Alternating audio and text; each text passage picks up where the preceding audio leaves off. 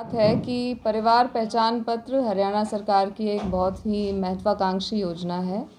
इसके तहत परिवार की आईडीज़ भी बनती हैं, जिससे सभी योजनाएं जो भी सरकार के तहत चल रही हैं उनको परिवार पहचान से लिंक किया गया है, जिसमें से आपकी इनकम वेरिफिकेशन, कास्ट वेरिफिकेशन और अब एक इसमें नया जोड़ा गया है एलिमेंट, राशन कार्ड भी जनरेट अब परिवार पहचान पत्र से ही लिंक होकर होंगे। सो प्रेजेंटली अभी कुछ काफ़ी जगहों पर एक सिटीजन्स को ये था कि शायद उनकी परिवार पहचान की आईडी बनवाते हुए इनकम या कुछ और जो उन्होंने डलवाई थी अपनी सीएससी पर डिटेल्स, उसमें कुछ कमी रह गई है या उसको अपडेट करने की ज़रूरत है, जिसके कारण से उनको राशन कार्ड का लाभ मिल सके। तो इस विषय में माननीय मुख्यमंत्री महोदय ने अभी इसी मंडे को 9 को सभी एडीसीज़ की मीटिंग भी ली थी और उन्होंने निर्देश भी दिए हैं कि जिन जिन सिटीजन्स की डिटेल्स को अपडेट करने की ज़रूरत है उसको टाइम रहते अपडेट किया जाए। प्रेफरेबली जब उसकी ग्रीवेंस आ जाए तो 21 दिनों के समय में, वैसे तो कोशिश करेंगे 15 दिन, पर 7 दिन ग्रेस पीरियड एक रख के 21 दिन में कम से कम उसकी जो डेटा अपडेशन है वो कर लिया जाए। हमने देखा कि इस साल के शुरुआत से ही काफ़ी सिटीजन्स अलग अलग ज़िलों में आ रहे थे, तो पंचकुला में भी पहुंच रहे थे अपनी रिक्वेस्ट लेकर। किसी 3-4 क्राइटेरिया हैं जिस पर उनका ज़्यादा बेस था ग्रीवेंस की। एक तो उनकी इनकम ठीक से वेरीफाई नहीं हुई, प्रॉबेबली जब उन्होंने पीपीआईडी बनवाया या तो खुद डेटा अपलोड किया या सीएससी सेंटर्स पर जाकर किया, तो किन्हीं कारणों से उस वक्त जो उन्होंने अपनी एम्प्लॉयमेंट दर्शाई, आज के डेट में उस स्थिति में परिवर्तन आ चुका है। पहले यदि कोई कॉन्ट्रैक्ट पर लगा हुआ था तो बीच में उसकी नौकरी छूट गई, अब वो प्राइवेट एम्प्लॉयमेंट या अनएम्प्लॉयड की कैटेगरी में आ गया है, या उनको लगता है कि वेरीफाई करते हुए गलती से चढ़ाते हुए ही किसी नवजात के सामने शायद गलती से इनकम चढ़ गई या हाउसवाइफ के सामने चढ़ गई। तो इस सभी इशू को देखते हुए पंचकुला ज़िले में अलग अलग जगह पर ग्रीवेंसेस रजिस्टर करने के लिए सरकार ने एक जेड क्रिम्स होते हैं, जोनल क्रिड मैनेजर्स, उनको ये ग्रीवेंस लॉगिन्स प्रोवाइड किए हैं। ये सीएम साहब के निर्देश के बाद ये ग्रीवेंस लॉगिन्स लाइव हो गए हैं। पंचकुला शहर में हमने कोशिश की है, क्योंकि ज़्यादातर बेनिफिशरीज़ और ज़्यादा लोड जो है अपडेशन का पंचकुला शहर में रहने वाला है, तो मैं ब्रीफली आपको एक हमारा शेड्यूल जो हमने प्राइमरीली अभी 13 तारीख से लेके 25 तारीख तक का ड्रॉ किया है, उसमें पंचकुला में हम Rajiv colony, Indira colony, Mahadev colony, Abhaypur, Budhanpur और इसके साथ साथ म्यूनिसिपल कॉरपोरेशन का सेक्टर 4 का जो दफ्तर है उसमें साइमल्टेनियसली कैंप चलाएंगे, जिसमें जेड क्रिम बैठकर आने वाले सिटीजन्स के ग्रीवेंसेस को ग्रीवेंसेस पोर्टल के माध्यम से फीड करेगा और आगे पहुंचाएगा। बहुत ज़्यादा हमने स्टाफ की बहुतायत इसलिए इसमें नहीं रखी कि जिनको इस कार्य की सबसे ज़्यादा नॉलेज है, जेड क्रिम्स बहुत ही जिम्मेदार लोग हैं, तो वो देखभाल के बड़े अच्छे तरीके से टैकल करके और इन ग्रीवेंसेस को पूरी सीरियसनेस के साथ एक्यूरेटली फीड करेंगे। सिमिलरली आपके ब्लॉक मोरनी, कालका, मोरनी, पिंजौर और बरवाला और रायपुर रानी, इसमें बीडीओ ऑफिसेज में ये जेड क्रिम्स बैठेंगे। कालका में म्यूनिसिपल कमेटी के ऑफिस में भी जेड क्रिम्स बैठेंगे। जेड क्रिम्स या ऑपरेटर्स जिनके भी लॉगिन्स हमने क्रिएट करवाए हैं, ये बैठकर सभी सिटीजन्स की ग्रीवेंसेस लेंगे और उसको अपलोड करेंगे। और हमारी पूरी कोशिश है कि बहुत ही जल्दी हम इन ग्रीवेंसेस को सॉर्ट आउट कर सकेंगे। तो जहाँ कहीं भी सिटीजन्स की ये ग्रीवेंस रहती है कि उनकी इनकम ठीक से नहीं चढ़ पाई या उनके फैमिली मेम्बर्स के डेटा में कोई परिवर्तन करना है या उनके जो पूरी आय है, पिछले इनकम टैक्स रिटर्न्स किसी ने फाइल किए थे या नहीं किए थे, वो गलती से यदि चढ़ गया, या वो अब अपडेट कराना चाहते हैं अपने परिवार वालों का स्टेटस, उनकी एज, उनके ऑक्यूपेशन, तो इस तरीके की सारी ग्रीवेंसेस हम लोग टेकअप करेंगे। Thank you. मैम अभी तक देखा गया है जिस तरीके से कि परिवार पहचान पत्र में लोगों को बहुत सारी दिक्कतें आ रही हैं, तो आपने भी बताया कि जेड क्रिम एक कोई जी नाम जी है, जेड क्रिम कौन लोग होंगे ये? जेड क्रिम्स जो पहले सीएससी ऑपरेटर्स हुआ करते थे, फिर उन्हीं में से जो जिनकी परफॉर्मेंस बढ़िया रही है उनको जेड क्रिम्स का ओहदा दिया गया है। ये Z crimes basically zonal level पर बैठते हैं। अभी इनको बीडीपीओ लेवल पर और शहरों में एमसी लेवल पर बैठाया गया है। तो जैसे जैसे सिटीजन्स अपनी ग्रीवेंसेस लेकर आएंगे, ये उनकी पहले पीपीआईडी चेक करेंगे, उसमें क्या डिटेल चढ़ी हुई है और सिटीज़न उसको कैसे अपडेट कराना चाहता है। हर एक के आगे कल हमारी ट्रेनिंग भी हुई है हेड ऑफिस लेवल से, जिसमें पूरे क्रिड स्टाफ ने ट्रेनिंग ली है। तो वो उस ग्रीवेंसेस के आधार पे कंसर्न जो बॉक्स है उसको टिक करके उसकी ग्रीवेंस को अपलोड करेगा। क्या ये पर्टिकुलर को डेज होंगे मैम कि तभी ये लगेगा मैम जो कैंप आप ऑर्गेनाइज कर रहे हैं, जी। कुछ पर्टिकुलर डेज होंगे कि इसके बाद भी ये चलता अभी रहेगा? हमने 25 तक का शेड्यूल बनाया है। ये इसीलिए बनाया है कि फ़िलहाल हम शुरू के 10 दिन को लेकर चल रहे हैं। जितने आ जाते हैं, ज़रूरत पड़ती है तो उसके बाद भी कंटिन्यू करेंगे। मैम क्या सीएससी सेंटर के अंदर अपडेशन नहीं होगी जो इसको पीपीबी को हमने ये महसूस किया है कि अब क्योंकि अपडेशन का मामला है, थोड़ी सी एक्यूरेसी ज़्यादा डिमांड करता है। थोड़ी सी एक समझ की बात है कि वो समझें पहले ग्रीवेंस क्या है। इतने सब लोगों को ट्रेन करना और सबसे एक्सपेक्ट करना कि सभी एंट्री ठीक करेंगे और इतने सब लोगों को हम मॉनिटर नहीं कर पाएंगे। तो कुछ चुनिंदा लोगों को जिनको इस काम की भरी पूरी समझ है उनको आइडेंटिफाई किया। बात मानी जाए तो सीएससी सेंटर के अंदर अपडेशन नहीं की जाएगी, ये कह जी सकते जी हैं? जी ये आपको प्रोवाइड भी करा देंगे हम, जो भी हमने स्पॉट्स फिक्स अभी किए लास्ट टाइम जो है अभी अंत्योदय सर्विस जो सेंटर बना रखा है उसमें आपने ये इसमें इन करेक्शन के लिए बुलाए थे सारे मैम भी बैठे थे वहाँ पे, और भी लोग बैठे हुए थे नीचे। लेकिन वहाँ पे होच पोच हो गया था मैम, बहुत छोटा रूम है और भी लोग काम कराने के लिए आते हैं। हाँ। तो क्या ऐसे में ऐसा नहीं कि कुछ बीमारी फैलेगी क्योंकि अब कोविड चल रहा है मैम, दिक्कतें आ रही हैं वहाँ पे क्योंकि बिल्कुल खचाखच भर गया था वो वाला कैबिन जो देखने नहीं, में शुरू में एकदम जैसे ही सिटीजन्स को पता लगा कि ये चीज़ एडीसी ऑफिस में ठीक की जा रही है, तो एक शुरू में दबाव था। बट धीरे धीरे क्योंकि स्टाफ से भी उनकी जब बातचीत हुई, मोस्टली लोग तो अपने डेटा को देखकर कन्विंस हो गए कि कोई करेक्शन की ज़रूरत नहीं है। लेकिन जिन जिन को ज़रूरत थी, पहले तो हमने अपने दफ्तर में और नीचे अंत्योदय सरल केंद्र में वो एंट्रीज़ करवाई हैं। और अब क्योंकि एक अलग ही ग्रीवेंस पोर्टल लाइव हो गया है, तो अब सारी एंट्रीज उस डेडिकेटेड पोर्टल के थ्रू होंगी। मैम, इस तरह जब इनकम एक की मिनट जी, लेटर। ये बताइए कि अभी तक आपके पास कुल कितनी ग्रीवेंसेस आई हैं पूरे?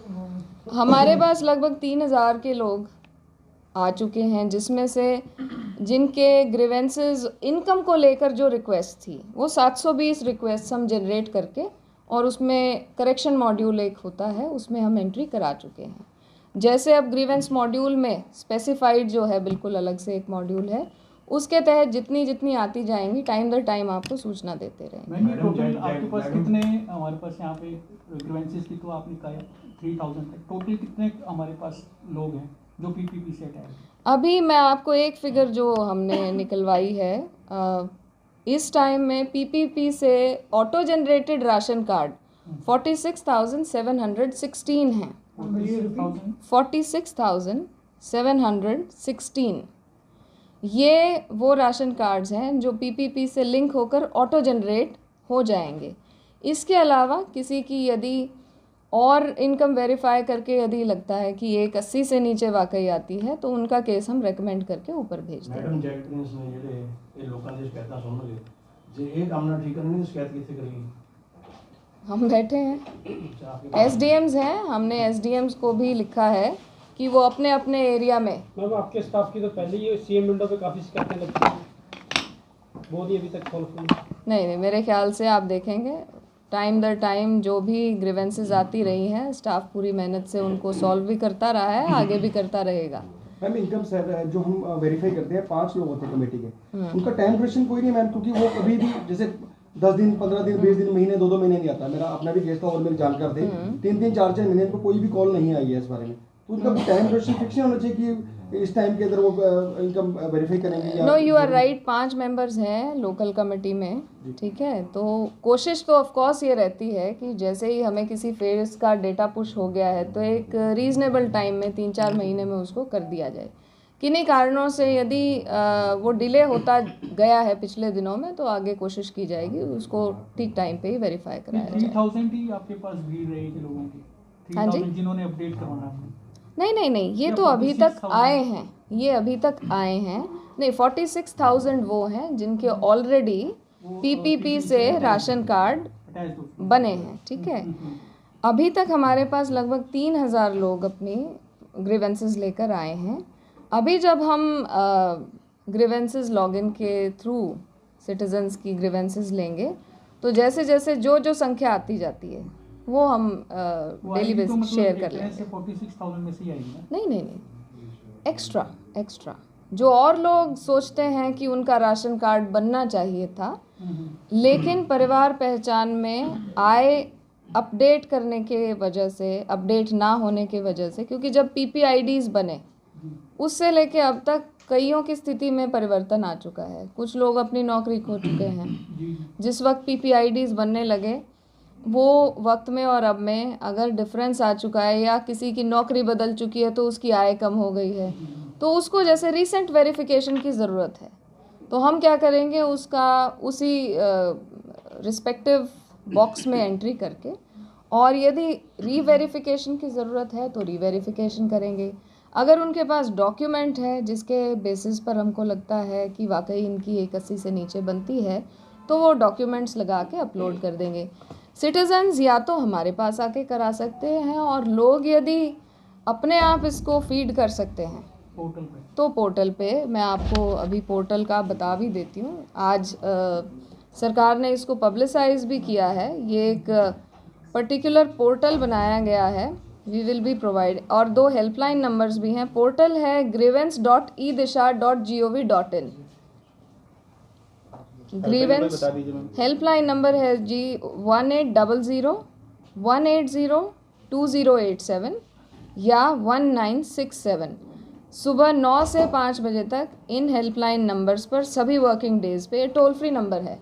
ये कालका की भी फिगर इसमें इंक्लूडेड है? जी, कंप्लीट डिस्ट्रिक्ट। 3,000 जी। इसमें कोई अगर कोई फॉल्स करता है, मान लीजिए, तो थ्रू पोर्टल पे अगर कोई अपनी रॉन्ग इन्फॉर्मेशन डालता है, how would you detect that? Wrong information कोई कैसे? भी, जैसे मान लीजिए किसी की मैलअपाइड टेंशन है कि भी मैं, क्योंकि वो ओपन पोर्टल है सबके लिए है, तो अगर वो उसका राशन कार्ड, देखिए, बैक एंड पे जो मैप्ड सर्विसेज हैं गवर्नमेंट की, जैसे पेंशन की हैं, जैसे डायरेक्ट टैक्सेस हैं, इनकम टैक्स के, यदि मान लीजिए मैंने कोई ITR भरी, मैं भर चुकी, लेकिन आज के डेट में मैं क्लेम करूं कि मेरी तो इतनी आय नहीं है, या मैं क्लेम करूं कि हम सारे अनएम्प्लॉयड हैं जबकि मैं सरकार की पेंशनर हूं, तो बैक एंड पे सरकार की जो डिफरेंट पोर्टल्स हैं वो कनेक्टेड हैं, लिंक्ड हैं, तो वो डेटा वहाँ से मैप हो जाता है।